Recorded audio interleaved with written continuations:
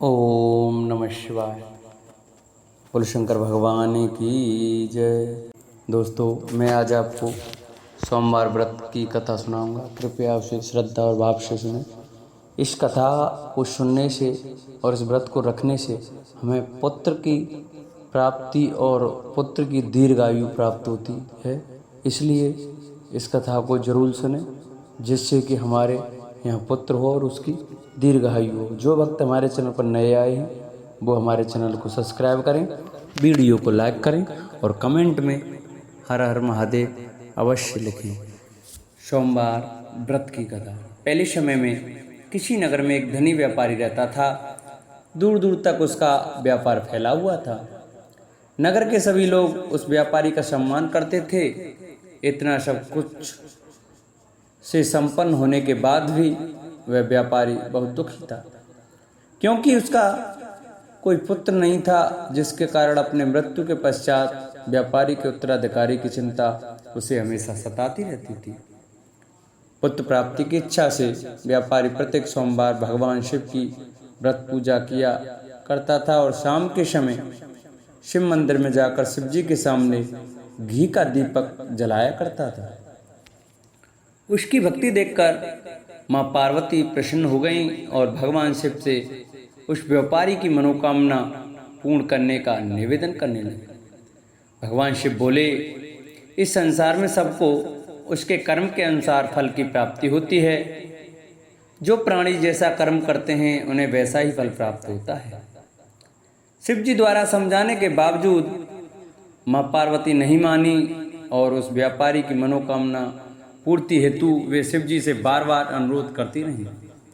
अंततः माता के आग्रह को देखकर भगवान भोलेनाथ को उस व्यापारी को पुत्र प्राप्ति का वरदान देना पड़ा।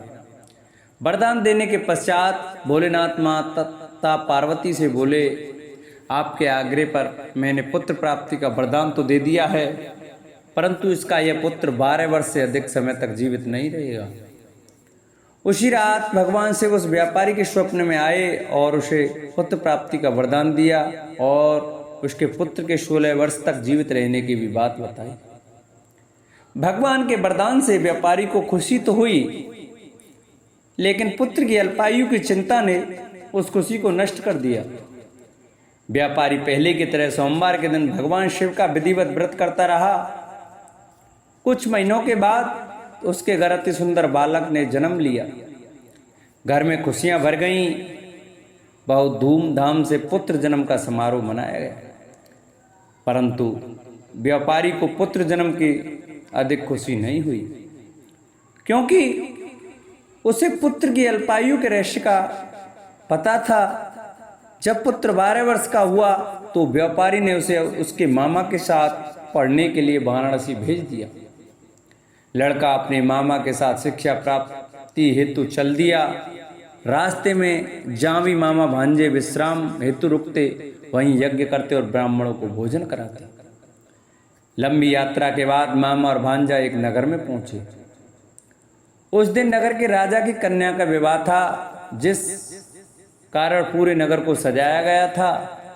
निश्चित समय पर बारात आ गई, लेकिन वर का पिता अपने बेटे के एक आंख से काने होने के कारण बहुत चिंतित था। उसे वह था कि इस बात का पता चलने पर कहीं राजा विवाह से इनकार न कर दें, इससे उसकी बदनामी भी होगी। जब वर के पिता ने व्यापारी के पुत्र को देखा तो उसके मस्तिष्क में एक विचार आया। उसने सोचा, क्यों ना इस लड़के को दूल्हा बनाकर राजकुमारी से विवाह करा दूं। विवाह के बाद इसको धन देकर विदा कर दूंगा और राजकुमारी को अपने घर नगर ले जाऊंगा। वर के पिता ने लड़के के मामा से संबंध में बात की। मामा ने धन मिलने के लालच में वर के पिता की बात स्वीकार कर ली। लड़के को दूल्हे का वस्त्र पहनाकर राजकुमारी से विवाह करा दिया गया।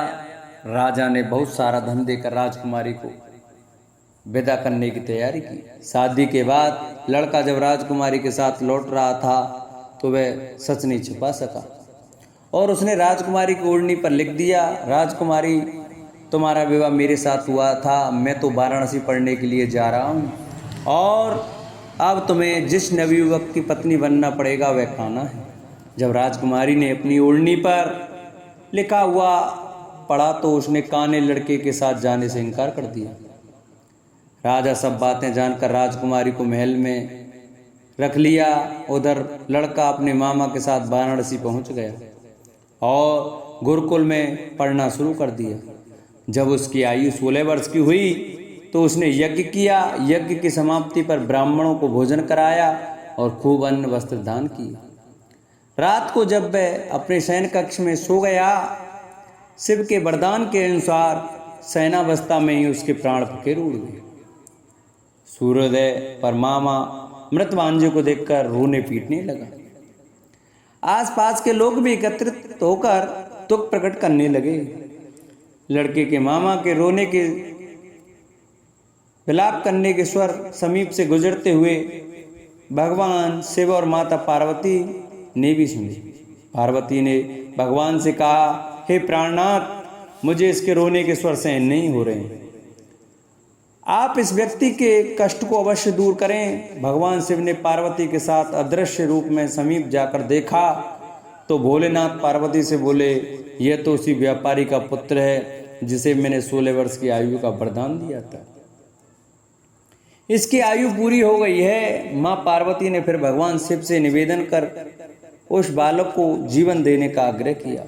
माता पार्वती के आग्रह पर भगवान शिव ने उस लड़के को जीवित होने का वरदान दिया और कुछ ही पल में वह जीवित होकर उठ खड़ा हुआ। शिक्षा समाप्त करके लड़का मामा के साथ अपने नगर की ओर चल दिया। दोनों चलते हुए उसी नगर में पहुंचे जहां उसका विवाह हुआ था। उस नगर में भी यज्ञ का आयोजन किया। समीप से गुजरते हुए नगर के राजा ने यज्ञ का आयोजन देखा और उसने तुरंत ही लड़के और उसके मामा को पहचान लिया। यज्ञ के समाप्त होने पर राजा मामा और लड़के को महल में ले गया और कुछ दिन उन्हें महल में रखकर बहुत सा धन वस्त्र आदि देकर राजकुमारी के साथ विदा कर दिया। इधर भूखे प्यासे रहकर व्यापारी और उसकी पत्नी बेटे की प्रतीक्षा कर रहे थे। उन्होंने प्रतिज्ञा कर रखी थी कि यदि उन्हें अपने बेटे की मृत्यु का समाचार मिला तो दोनों अपने प्राण त्याग देंगे। परंतु जैसे ही उसने बेटे के जीवित वापस लौटने का समाचार सुना तो वह बहुत प्रसन्न हुआ। वह अपनी पत्नी और मित्रों के साथ नगर के द्वार पर पहुंचा। अपने बेटे का विवाह का समाचार सुनकर पुत्र वधू राजकुमारी को देखकर उसकी खुशी का ठिकाना न रहा। उसी रात भगवान शिव ने व्यापारी के स्वप्न में आकर कहा, हे श्रेष्ठी, मैंने तेरे सोमवार के व्रत करने और व्रत कथा सुनने से प्रसन्न होकर तेरे पुत्र को लंबी आयु प्रदान की है। पुत्र की लंबी आयु जानकर व्यापारी बहुत प्रसन्न हुआ। सोमवार का व्रत करने से व्यापारी के घर में खुशियां लौट आईं।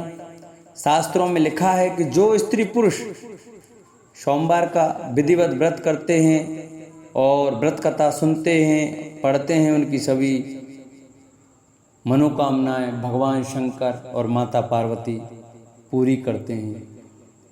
तो हर भक्तों को सोमवार का व्रत करना चाहिए जिससे कि शंकर भगवान और माता पार्वती हम पर कृपा अपनी बनाए रखें। बोलो शंकर भगवान की जय। जिन भक्तों को हमारी कथा अच्छी लगी हो वो हमारी कथा को ज़्यादा से ज़्यादा शेयर करें जिससे और भक्त भी हमारी कथा को सुन सकें।